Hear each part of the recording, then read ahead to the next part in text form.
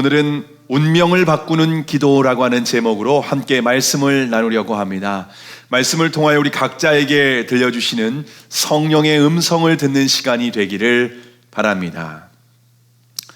한 선생님이 자기가 아끼는 시계를 누군가에게 꼭 주고 싶었습니다. 그래서 앞에 있는 학생에게 손목시계를 풀어서 보여주면서 말했습니다. 어때? 시계 멋지지 않니? 네가 갖고 싶으면 줄게 라고 말했습니다. 그러자 그 아이는 선생님이 농담을 한다고만 생각했는지 그저 웃고만 있었습니다.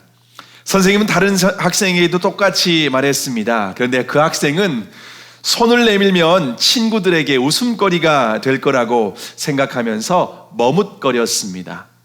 선생님은 또 다른 학생에게 말했습니다. 그러자 그 학생은 얼른 시계를 받아서 자기 호주머니에 넣으면서 선생님 감사합니다 하면서 꾸벅 인사를 했습니다. 선생님은 마지막에 시계를 받은 아이에게 이렇게 말했습니다. 내가 날 믿어줘서 정말 고맙다. 이제 그 시계는 내 것이니까 잘 관리하렴. 태엽 감는 것은 꼭 잊지 말고. 그러면서 시계를 주었습니다. 그제서야 먼저 선생님이 물어봤을 때 받지 않았던 두 학생이 후회하면서 말했습니다. 정말 주시는 거예요? 그런 줄 알았으면 진작 달라고 했을 텐데. 여러분, 주님께서 우리에게 놀라운 약속의 말씀을 주셨습니다. 요한복음 14장 14절에 보면 내 이름으로 무엇이든지 내게 구하면 내가 시행하리라. 주님을 믿는 사람에게 주님의 이름으로 무엇을 구하든지 얻을 수 있는 백지수표를 주셨습니다. 예수님의 이름으로 구하는 것을 쉽게 말하면 우리는 기도라고 합니다. 그런데 우리는 주님의 약속의 말씀을 믿지 않기 때문에 그런지 기도하지 않습니다. 기도하지 않는 사람은 결국 후회할 수밖에 없습니다. 5만 번 기도 응답을 받은 조지 뮬러 목사님은 이런 말을 했습니다. 천국은 후회라는 곳이 전혀 없는 곳이다. 그러나 딱 한 가지 후회할 일이 있다면 기도하지 않아서 받지 못한 복이 천국에 그대로 있는 것을 보고 후회할 것이다. 여러분은 천국에서 후회하는 인생을 살고 계십니까? 아니면 천국에서 후회 없는 인생을 살고 계십니까? 오늘 본문에 보면은 하나님의 약속을 단순하게 믿고 구했던 한 사람을 소개하고 있습니다. 그는 야베스라고 하는 사람입니다. 야베스는 짧지만 강력한 기도로 후회 없는 존귀한 인생을 살았던 사람입니다. 저와 여러분도 기도의 특권을 사용하여 야베스와 같이 후회 없는 인생이 되기를 주님의 이름으로 축복합니다. 자, 역대상 1장부터 9장까지의 내용을 보시면 아담으로부터 시작된 이스라엘 12지파의 족보를 기록하고 있습니다. 그 족보에는 무려 500명이 넘는 어렵고 생소한 이름들이 기록되어 있습니다. 우리가 성경을 읽을 때 족보가 나올 때가 있지 않습니까? 참 그러면 우리가 읽기가 참 어렵고 지루한 것을 경험하게 됩니다. 사실 저와 여러분의 집안 족보도 잘 읽어보지 않지 않습니까? 저는 한 번도 저희 집안 족보를 읽어본 적이 없습니다. 그래서 우리가 다른 집안 족보를 읽는다는 것 결코 쉽지 않습니다. 그러나 족보가 나오면 저와 여러분이 어떻게 생각할 필요가 있는가 하면요. 아하, 역사적 사실이구나. 성경은 역사적 사실이기 때문에 구체적인 족보를 하나하나 우리가 읽기에 지루하지만 기록하고 있다라고 하는 것을 깨달아야 될 줄로 믿습니다. 자, 역대상 4장에도 보면은요 44명의 족보가 기록되어 있는데요, 그 중에 야베스라고 하는 이름이 불쑥 튀어나옵니다. 오늘 역대상 4장 9절과 10절에 나오는 이름인데요, 야베스라고 하는 이름은 마치 사막의 오아시스와 같은 사람입니다. 자, 그러면 야베스는 어떤 사람이었을까요? 오늘 본문 9절의 말씀을 함께 읽겠습니다. 시작. 시작. 야베스는 그 형제보다 존귀한 자라. 그 어미가 이름하여 야베스라 하였으니 이는 내가 수고로이 낳았다 함이었더라. 자, 한마디로 야베스는 어떤 사람인가 하면은요, 그 형제보다 존귀한 자라고 소개하고 있습니다. 사람들은 누군가를 평가할 때 장황하게 설명하지 않습니다. 그러니까 그냥 딱 한마디로 아주 그냥 간단하게 평가를 합니다. 그 사람 어떤 사람이야? 그 사람 훌륭한 사람이야. 그 사람 어떤 사람이야? 그 사람 아주 못된 사람이야. 여러분, 우리는 한마디로 사람을 평가하는 것을 볼 수가 있습니다. 자, 하나님도 우리를 평가하실 때 한마디로 평가를 하십니다.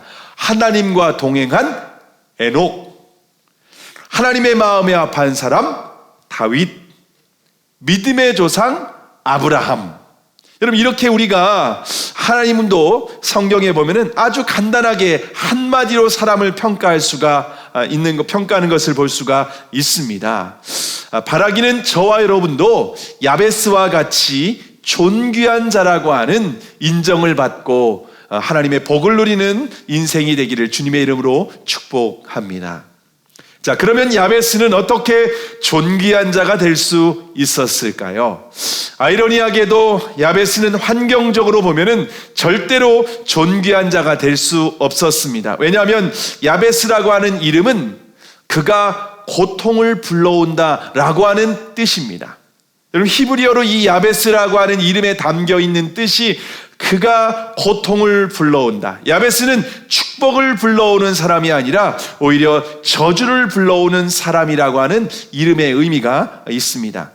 여러분, 세상에서 어떤 부모가 자녀의 이름을 고통이라고 지어줄까요? 일반적으로 우리가 자녀의 이름을 지어줄 때 기대와 소망을 담아서 지어주지 않습니까? 자, 그러면 왜 야베스는 슬픔과 고통이 담긴 이름을 지어주었을까요? 야베스라고 하는 이름은 어머니가 지어주었다고 여기에 기록하고 있는데요, 고통을 겪으며 수고로이 낳았기 때문에 그렇게 지었다라고 말하고 있습니다. 여러분, 어머니가 자녀를 낳을 때 누구나 해산의 고통을 겪지 않습니까? 해산의 고통 없이 이렇게 자녀를 낳는 사람은 없습니다. 제 아내가 첫 아이를 낳을 때 예정일보다 일찍 양수가 터진 거예요. 그래서 급하게 산부인과로 달려갔습니다. 산부인과에 갔더니 양수가 터졌기 때문에 유도분만을 해서 낳아야겠다라고 하는 겁니다.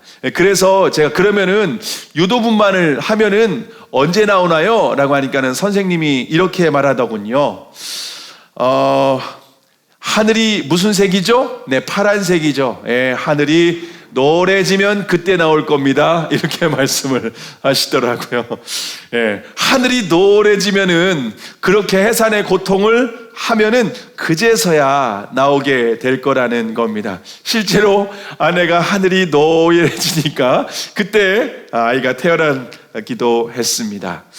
그런데 야베스가 태어날 때는 일반적인 해산의 고통이 아니라 차원이 다른 고통이 있었다라고 하는 것을 알 수가 있습니다. 그래서 성경학자들은 아마도 야베스는 장애를 가지고 태어났다라고 해석을 하기도 합니다.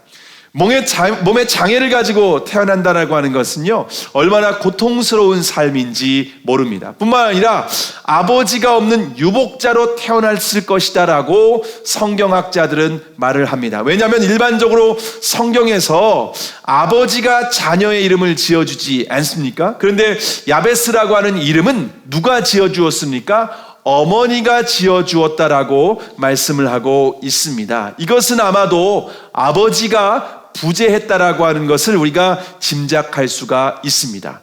지금도 그렇지만 고대 사회에서 여자 혼자서 자녀를 양육한다라고 하는 것은 결코 쉬운 일이 아닙니다. 당시 여자는 경제적인 활동을 할 수 없었기 때문에 정상적으로 양식을 공급받을 수도 없고 심지어 안전을 지켜줄 수도 없었기 때문에 매우 고통스러운 삶을 살 수밖에 없습니다. 이처럼 야베스는 고통 가운데에 불행한 운명을 가지고 태어났습니다. 자, 그러면 불행한 운명을 가진 사람이 어떻게 이처럼 존귀한 자가 될 수 있었을까요? 오늘 본문 10절의 말씀입니다. 10절의 말씀을 함께 읽겠습니다. 시작. 야베스가 이스라엘 하나님께 아뢰어 가로되 원컨대 주께서 내게 복에 복을 더하사 나의 지경을 넓히시고 주의 손으로 나를 도우사 나로 환난을 벗어나 근심이 없게 하옵소서 하였더니 하나님이 그 구하는 것을 허락하셨더라. 야베스는 자신이 불행한 운명을 가지고 태어났지만 자신의 인생을 원망하지 않았습니다. 오히려 야베스는 하나님께 기도했다라고 말씀을 하고 있습니다. 그런데 하나님께 기도할 때 고상하게 기도하지 않았습니다. 10절에 보면은 야베스가 이스라엘 하나님께 아뢰어 가로되라고 이 아뢰었다라고 말하고 있는데요. 이것은 히브리어 원문을 보면 카라라고 하는 단어로 기록되어 있습니다. 이 카라라고 하는 단어는 부르짖다, 강청하다 이런 의미를 가지고 있습니다. 야베스는 절박한 심정으로 자신의 고통스러운 상황을 하나님 앞에 부르짖으며 기도했다라고 하는 의미입니다. 마치 야곱이 야복강가에서 하나님의 천사를 만나서 씨름을 하면서 나를 축복하소서, 나에게 복을 주시지 않으면 절대로 놓을 수 없습니다 라고 하는 심정으로 절박하게 간절하게 부르짖으며 하나님 앞에 기도했습니다. 저와 여러분은 고통 가운데 있을 때에, 저와 여러분이 생각할 때에 고통과 불행이 내게 찾아왔다라고 생각했을 때 여러분은 어떻게 하십니까? 여러분은 원망하고 좌절하십니까? 아니면 야베스와 같이 부르짖으며 기도를 하십니까? 히스기야는 이사야 선지자를 통해서 죽음을 준비하라고 하는 아주 끔찍한 소식을 듣게 됩니다. 생명의 주관자이신 하나님께서 하신 말씀이기 때문에 더 이상 아무런 소망이 없습니다. 그런데 히스기야가 어떻게 했습니까? 히스기야는 하나님께 통곡하며 기도했습니다.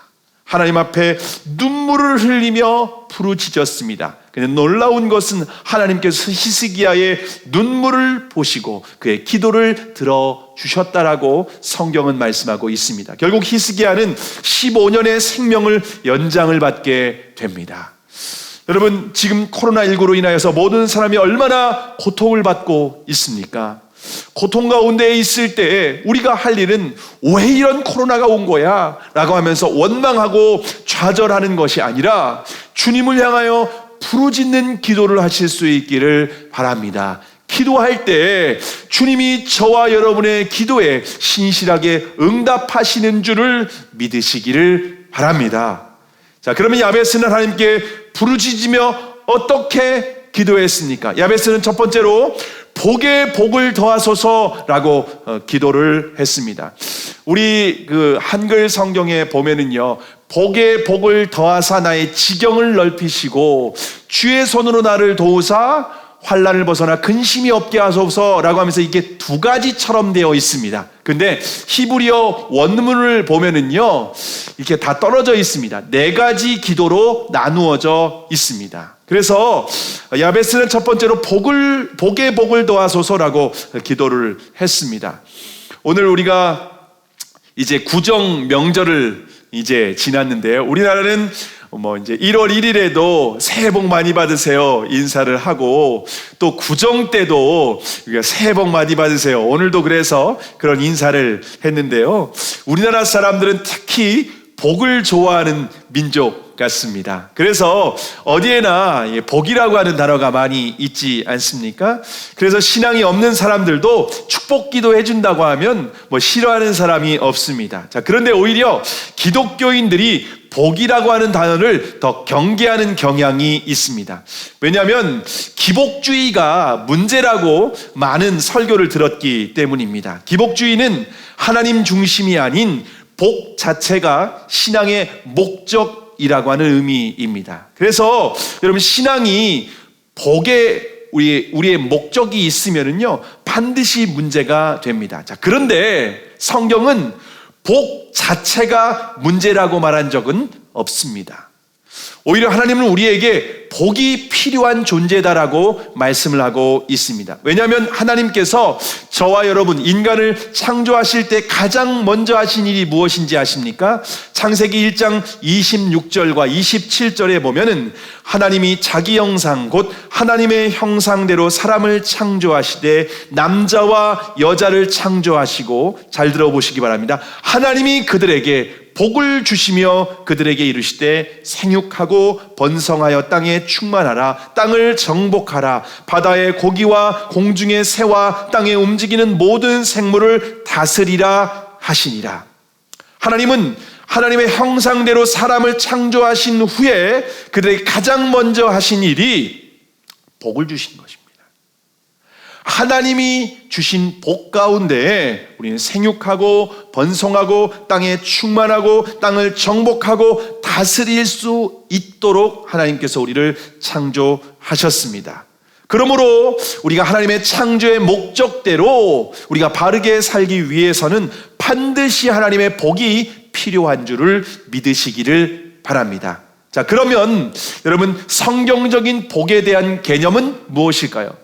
성경적인 복에 대한 정의, 복이란 사람의 힘으로 얻지 못하는 초자연적인 은혜를 의미합니다. 그래서 야베스는 이스라엘 하나님께 복을 달라고 기도를 했습니다. 자, 그런데 야베스는 어떤 복을 구했습니까? 야베스는 복의 복을 달라고 기도했습니다. 여러분, 단순히 복을 달라고 기도하지 않았습니다. 복의 복이라고 하는 말은 복 중에 최고의 복을 주십시오라고 하는 의미입니다. 야베스의 기도가 놀라운 이유가 바로 이것입니다. 저와 여러분도 하나님 내게 복 주세요라고 기도할 수 있죠. 그런데 야베스는요, 하나님이 주실 수 있는 복 중에 최고의 복을 나에게 허락해 주십시오 라고 기도했습니다. 여러분, 이렇게 야베스와 같이 기도할 수 있는 것은 하나님에 대한 믿음이 있기 때문입니다. 여러분, 믿음이 없는 사람은 절대로 여러분 기대감도 없습니다. 믿음이 있기 때문에 하나님에 대한 기대감도 있을 수밖에 없는 겁니다. 다시 말하면 기대가 없는 사람은 믿음도 없다는 것입니다. 여러분은 하나님에 대한 기대가 있습니까? 하나님께서 하나님 나 복 좀 주세요 라고 합니까? 하나님 복 중에 최고의 복을 주세요 라고 기도하고 계십니까?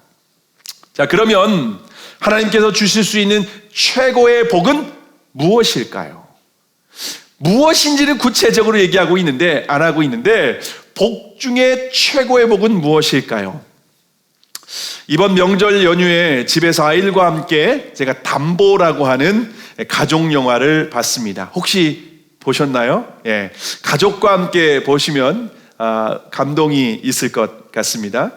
그 영화는 1993년을 배경으로 성동일 씨와 김희원 씨가 사채업자로 나오는 영화입니다. 성동일 씨가 떼인 돈을 받기 위해서 75만 원을 받으러 갔습니다. 그런데 돈이 없다는 겁니다. 그래가지고 얼떨결에 그 돈을 갚기까지 내가 당신의 아이를 9살 될 이 승희라고 하는 이 딸아이를 담보로 맡겠다고 데려왔습니다. 근데 담보로 데려왔는데 이 어머니가 이제 조선족 불법 체류자였던 겁니다. 그래서 경찰에 잡혀서 감옥에 갇히게 된 거예요. 그러니까 돈도 갚을 수도 없고 아이도 데려갈 수 없게 된 상황이 되었습니다. 근데 어느 날 큰아버지라고 하는 사람이 대신 75만 원을 갚아주겠다라고 하면서 이 담보로 잡았던 이 승희라고 하는 아이를 데려갔습니다. 근데 그것은 이 큰아버지 행세를 하고 있는 사기꾼들이었습니다. 그래서 그 사기꾼들이 이 9살짜리 승희라고 하는 아이를 술집에 팔아넘기게 됩니다. 그래서 9살짜리 이 어린 아이가 술집에서 술병 치우고 청소하고 심부름하는 허드렛 일을 하게 되었습니다. 그러면서 막 손님들이 술 취해서 던지는 술병에 이 파편 조각에 맞아가지고서 얼굴에 막 여자아이 얼굴에 막 상처가 나고 그러면서 병원도 안 데려가고 이런 아주 비참한 삶을 살고 있었습니다. 근데 성동일 씨가 이제 우연히 이 아이가 너무 궁금해서 이렇게 전화를 했다가 결국 술집에서 그렇게 고통받고 있다라고 하는 사실을 알고 그 집에 찾아가서 자신의 돈 거금 400만 원을 지불하고 아이를 데려옵니다. 그때부터 이제 성동일 씨가 승희라고 하는 아이를 양육하고 이제 책임지고 양육하게 된 겁니다. 승희가 공부하고 싶은데 조선족 아이라서 학교에서 받아주지 않으니까 자신의 호적에 올려서 학교를 보냅니다. 승희를 위해서 자신의 직업도 퀵서비스로 바꿉니다. 학교 갈 때는 이제 도시락도 싸주고 또 학교 앞에서 이렇게 봉사도 하고 이제 보호자가 이제 되어서 봉사도 하고 또 학원도 보내주고 나중엔 이제 공부를 잘해서 대학까지 보내주게 됩니다. 승희는 부모를 잃은 고아였지만 성동일 씨가 아빠와 같이 책임을 지고 양육해줘서 아주 근사하고 아름다운 그러한 사람으로 성장하게 됩니다. 마지막에는 성동일 씨의 손을 잡고 사랑하는 남자와 결혼식장에 들어가면서 이 영화가 끝나게 되는 아주 감동적인 영화였습니다. 여러분 승희 엄마 아빠도 없는 이 승희에게 여러분 가장 필요한 복이 있다면 무엇이라고 생각합니까? 돈이 있거나 집이 있으면 여러분 승희에게 그게 복이 될까요? 여러분 승희에게 복은요, 부모가 없는 아이에게 복은 보호자와 그리고 필요한 것을 공급해 주는 그러한 부모님이 승희에게는 가장 큰 복인 줄로 믿습니다. 마찬가지로 영적인 고아와 같은 우리에게 가장 큰 복은 돈이나 집이 아닙니다. 하나님께서 우리와 함께 하시는 것, 여러분 그것이 가장 큰 복인 줄을 믿으시기를 바랍니다. 하나님께서 우리와 함께 하시면 우리에게 때를 따라 돕는 은혜를 베풀어 주십니다. 우리가 학교 가야 되면 학교를 보내주십니다. 학교에 도시락을 싸가야 되면 도시락을 싸주게 됩니다. 학원을 가야 되면 학원을 보내주고 또 상처가 나면 병원을 데려가주고 이러한 하나님, 우리 하나님 아버지가 우리의 보호자가 되어 주실 때에 이것이 저와 여러분에게 가장 큰 복인 줄을 믿으시기를 바랍니다. 하나님이 우리와 함께 하신다. 그래서 이 땅에 오신 분이 누구십니까? 바로 예수 그리스도입니다. 예수 그리스도의 또 다른 이름이 임마누엘이라고 우리에게 말씀하고 있습니다. 그래서 하나님은 우리에게 주실 수 있는 최고의 복을 주시기 위해서 예수 그리스도를 우리에게 허락해 주셨습니다. 그래서 예수 그리스도를 믿는 사람들은 우리 안에 성령님께서 우리와 함께 하심으로 성령님께서 우리의 삶의 때를 따라 돕는 은혜를 베풀어 주시고 지혜가 필요하면 지혜를 주시고 건강이 필요하면 건강을 주시고 물질이 필요하면 물질을 주시고 우리의 삶을 인도하여 주셔서 천국까지 우리를 인도해 주시는 줄을 믿으시기를 바랍니다. 여러분 복 중의 복은 이 세상에 어떤 물건이나 어떤 물질이라든가 성공을 하는 것보다 더욱 큰 복은 하나님이 우리와 함께 하시는 하나님의 임재와 하나님의 영광 가운데에 살아가는 것이 최고의 복인 줄을 믿으시기를 바랍니다. 하나님의 임재와 영광 가운데 살아갈 때에 그곳을 우리는 천국이다 라고 말을 하고 있습니다. 이 땅 가운데에서 저와 여러분이 하나님의 임재 가운데 하나님의 함께 하심으로 말미암아 이 땅에서도 천국의 기쁨을 누리며 때를 따라 돕는 은혜를 누리고 또 하나님의 보호하심과 하나님의 공급하심을 풍성하게 누리는 저와 여러분이 되기를 주님의 이름으로 축복합니다. 야베스는 둘째로 지경을 넓혀 주소서라고 기도했습니다. 여기서 지경이라고 하는 이 단어는 경계라고 하는 의미가 있습니다. 당시에 야베스의 당시의 상황은 여호수아가 가나안 땅을 정복하고 각 지파에게 땅을 분배해 주던 그때 상황입니다. 당시엔 농경 사회였기 때문에 야베스는 자신이 경작할 수 있는 땅의 경계를 넓혀달라고 기도를 했습니다. 근데 하나님께서 야베스의 기도를 들어주시고 응답해 주셨다라고 말씀을 하고 있습니다. 그래서 야베스는 자신의 기도대로 이 지경이 넓어질 뿐만 아니라 존귀한 인생을 살았다라고 기록을 하고 있습니다. 자, 그런데 많은 성도들이 야베스의 기도를 이 부분을 오해하고 있습니다. 야베스와 같이 지경이 넓어지도록 기도하면 아파트 평수가 늘어나고 또 부동산도 늘어나고 사업도 대박 난다라고 생각을 합니다. 자, 그런데 야베스의 기도는 단순히 땅 부자가 되게 해달라는 기도가 아닙니다. 왜냐하면 당시에 이스라엘 백성들이 정착하고 있던 이 가나안 땅은 하나님 나라의 유형 국가였습니다. 하나님 나라가 어떤 나라냐? 가나안 땅에 이스라엘 백성들이 정착하여 사는 그 가나안 땅이 하나님 나라를 우리의 가시적으로 볼 수 있도록 세운 나라입니다. 그래서 우리가 가나안 하면은 천국을 상징한다고 생각하고 있지 않습니까? 그래서 그렇기 때문에 야베스가 지경을 넓혀달라고 하는 기도는 자신이 섬길 수 있는 하나님 나라의 지경을 더욱 확장시켜달라는, 지경을 더욱더 넓혀달라는 기도입니다. 저와 여러분이 이 야베스와 같이 기도한다라고 하는 것은 무엇인가 하면요, 내가 하나님 나라의 지경을 넓히는데 나를 사용하여 주시옵소서, 내가 하나님 나라를 위해서 더욱 넓어지는 지경을 확장하는 데 나를 사용해달라고 하는 기도입니다. 제가 전에 섬기던 교회에서 부목사로 사역을 하고 있을 때 하나님께서는 저에게 교회 개척의 사명을 주셨습니다. 개척의 사명을 받은 후에 하나님 나라를 위해서 어떤 곳에 개척을 해야 되는지 기도했습니다. 하나님께서는 개척지로 이곳 남양으로 응답해 주셨습니다. 그런데 막상 남양에는 예배드릴 수 있는 장소가 없었습니다. 왜냐하면 건물마다 빈 곳은 있었는데 들어가서 교회를 달라고 하면은 교회를 준다고 하는 데가 없었습니다. 그래서 저희가 병점에 있는 경기 유치원 강당에서 예배를 드리며 남양에 예배 처소를 달라고 하나님께 기도했습니다. 그때 제가 1월 달에 기억나십니까? 이 야베스의 기도를 설교를 했습니다. 그러면서 그때 저는 하나님 나라의 지경이 넓어지도록 사용하여 주시옵소서라고 기도를 했습니다.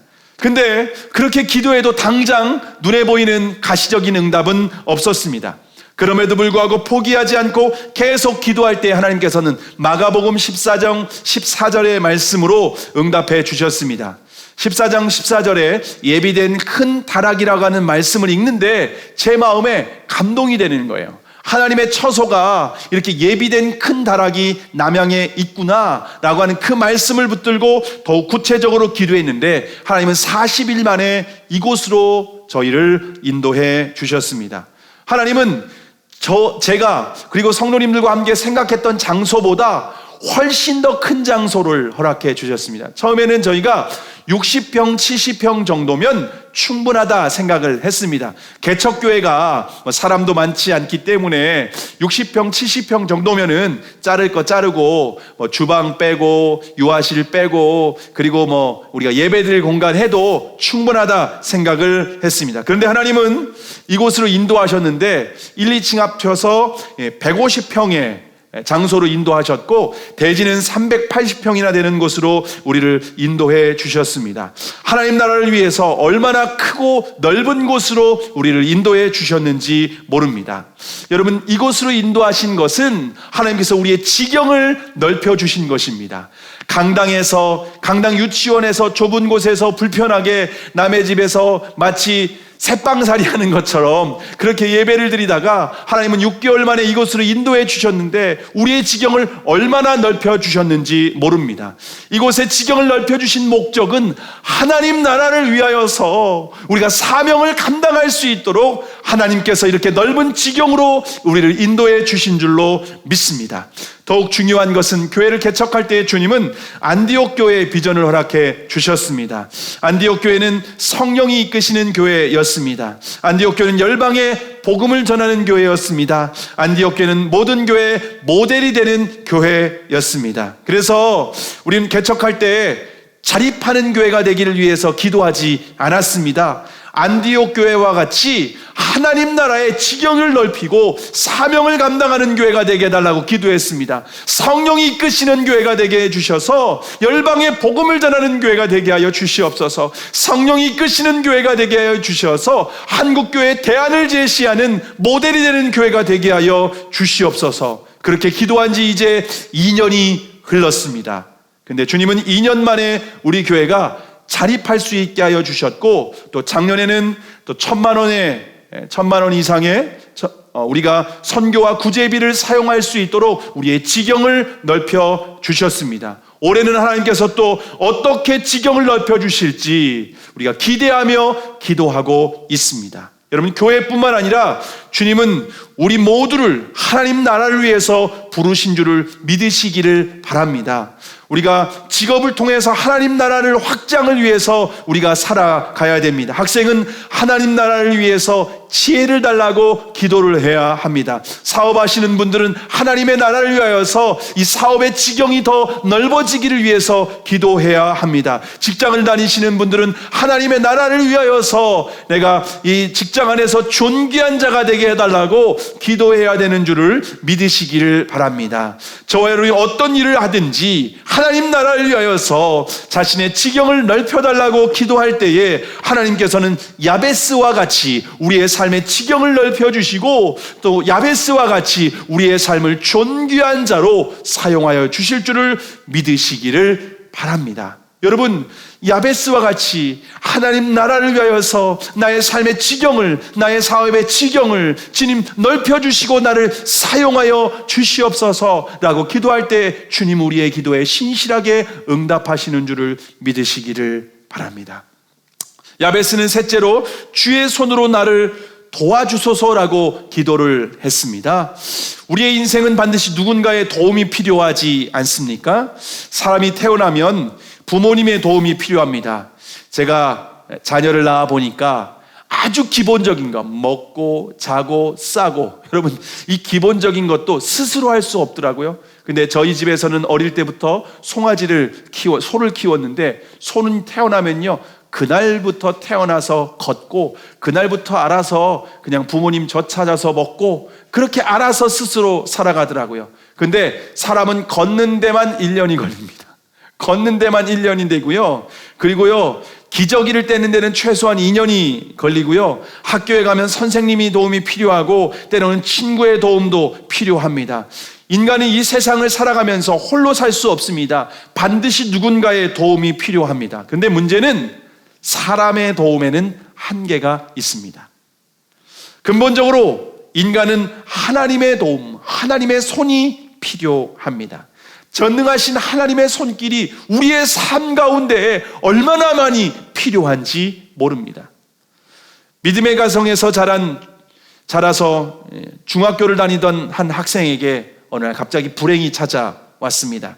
학교에서 친구들과 축구를 하다가 그만 공이 눈에 맞아서 실명을 하게 되었습니다. 눈을 실명하고 난 후에 4년 사이에 아버지가 돌아가시고 또 아들이 실명했다는 것을 알고 어머니는 충격을 받아서 뇌출혈로 돌아가셨습니다. 부모가 세상을 떠난 후에 누나가 있었는데 다니던 고등학교를 졸업하고 봉제 공장을 다니면서 동생들을 키웠습니다. 근데 밤이고 낮이고 이렇게 고생하며 일하다가 18살의 나이에 그만 누나도 죽고 말았습니다. 그러니까 온 집안이 벼락 맞은 것처럼 정말 하루아침에 폭삭 망하는 신세가 되었습니다. 이 중학생이었던 소녀는 하나님께 기도하며 눈을 뜨게 해달라고 기도하면서 몇 차례의 수술을 받았지만은 하나님은 기도에 응답해 주지 않았습니다. 결국 흑암이 그의 인생을 까맣게 덮여버렸습니다. 그럴 때 어느 목사님이 찾아와서 사도 바울에 대한 말씀을 하셨습니다. 사도 바울도 평생 가시를 가지고 살았는데 너무 고통이 심해서 하나님 앞에 고쳐달라고 기도했지만 하나님은 응답해 주시지 않았다고. 그 대신 하나님께서는 가시로 인하여서 그 고통이 그에게는 능력이 되도록 은혜를 베풀어 주셨다라고 했습니다. 당신도 사도 바울처럼 될 수 있어요 라고 하면서 그 목사님이 그 앞을 잃은 그런 어린 소년에게 용기를 주고 권면해 주었습니다. 근데 그 말이 귀가 귀에 들려서 사도 바울과 같이 자신을 동일시하면서 자신의 고통과 불행을 다시 보기 시작했습니다. 그래서 그때부터 기도가 바뀌게 되었습니다. 하나님, 나의 고통을 통해서 다른 사람을 섬기게 하여 주시옵소서. 하나님이여, 나의 고통을 통해서 하나님 나라에 기여하는 적극적인 사람이 되게 하여 주시옵소서라고 간절히 기도했습니다. 하나님께서는 그의 기도에 신실하게 응답해 주신 것 같습니다.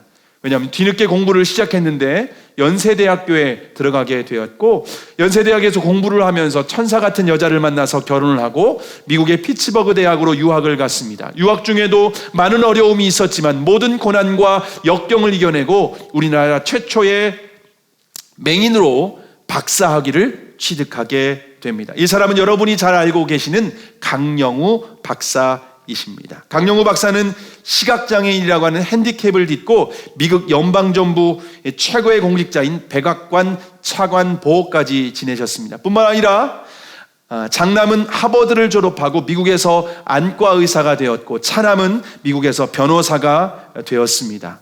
주님의 손이 함께하였기 때문에 앞을 볼 수 없었던 이 강영우라고 하는 소년이 이렇게 하나님 나라를 위하여서 존귀하게 쓰임받은 줄을 믿으시기를 바랍니다. 저와 여러분의 삶 가운데에도 이처럼 하나님의 손이 도와주셔야 됩니다. 하나님의 손이 우리의 삶을 붙들어 주시고, 하나님의 손이 우리의 삶을 지켜주시고, 하나님의 손이 우리의 삶을 인도하실 때에 이 땅에서 존귀한 자로 저와 여러분이 쓰임받게 되는 줄을 믿으시기를 바랍니다. 야베스는 넷째로 환난을 벗어나 근심이 없게 하옵소서라고 기도했습니다. 야베스의 마지막 기도는 환난을 벗어나게 해달라는 기도였던 겁니다. 너무나도 고통스러운 운명이었습니다. 너무나도 불행한 운명이었습니다. 어릴 때 태어날 때부터 너무나도 많은 불행을 가지고 태어났기 때문에 야베스, 이름부터가 저주받은 이름으로 생각을 했습니다. 그래서 야베스는 이 환난에서, 이 고난으로부터, 이 고통으로부터 벗어나게 해달라고 하나님 앞에 기도했습니다. 그럴 때 하나님은 그의 기도를 응답하셨더라, 하나님이 그 구하는 것을 허락하셨더라 라고 우리에게 말씀을 하고 있습니다. 저와 여러분의 삶 가운데 고통이 있습니까? 저와 여러분의 삶 가운데 문제가 있습니까? 개인의 삶뿐만 아니라 자녀, 그리고 여러분 우리의 삶 가운데 어려움과 고통이 있을 때에 좌절하고 원망하는 것이 아니라 야베스와 같이 부르짖으며 기도하는 저와 여러분이 될 수 있기를 바랍니다. 하나님은 우리의 기도를 들어주시고 응답하실 수 있는 전능하신 하나님이십니다. 야베스와 같이 불안한 운명을 하나님은 위대한 운명으로, 존귀한 인생으로 바꿔줄 수 있는 분이 바로 하나님이라고 성경 우리에게 한결같이 말씀하고 있습니다. 저와 여러분이 불행한 삶 가운데 있을 때에 여러분, 하나님 없는 사람들처럼 원망하고 좌절하는 인생이 아니라 우리의 불행 가운데 있다 할지라도 하나님을 바라보실 수 있기를 바랍니다. 야베스가 신뢰했던 이스라엘 하나님, 여호와 하나님, 우리의 아버지 하나님을 바라보실 수 있기를 바랍니다. 그분은 전능하신 하나님이십니다. 그 전능하신 하나님 앞에 담대하게 믿음으로 기도하실 수 있기를 바랍니다. 주여, 내게 복의 복을 더하여 주시옵소서. 나의 지경을 넓혀 주시옵소서. 주의 손으로 나를 도와 주시옵소서. 환난에서 벗어나 근심이 없게 하옵소서. 우리가 믿음으로 하나님 아버지 하나님 앞에 믿음으로 예수 그리스도를 의지하여서 예수 그리스도의 이름으로 담대하게 믿음으로 구할 때 하나님은 우리의 구하는 기도에 응답하시는 하나님, 좋으신 하나님이신 줄을 믿으시기를 바랍니다. 여러분, 제가 주님을 인격적으로 만난 후에 23살 송구영신 예배 때 주님을 만났습니다. 그리고 그때부터 제가 저를 구체적으로 자세하게 안내해주고 지도해주지는 않았습니다. 근데 저는 한 가지 가르쳐주지 않아도 제가 했던 것이 무엇이었던가 하면요, 새벽마다 주님 앞에 나아가서 부르짖어 기도했습니다. 간절히 기도했습니다. 그때 제가 얼마나 부르짖었는지 저는 매일 목이 쉬어 있었습니다. 그래서 사실은 지금 이렇게 목이 쉬지 않은 상태로 말을 한다라고 하는 것이 상상도 할 수 없을 정도로 매일 목이 쉬었습니다. 찬양을 할 때 저는 찬양 한 곡 하면은요 목이 쉬어버렸습니다. 저는 원래 목이 굉장히 약한 사람이었어요. 그래서 목이 약하기 때문에 아버지가 산에서 송이버섯을 따오면 그걸 팔면은 뭐 수십만 원을 한다고 하는데 목에 좋다고 하니까 그걸 다려서 너 목이 안 좋은데 이거 먹어라 하면서 그렇게 제가 할 정도였습니다.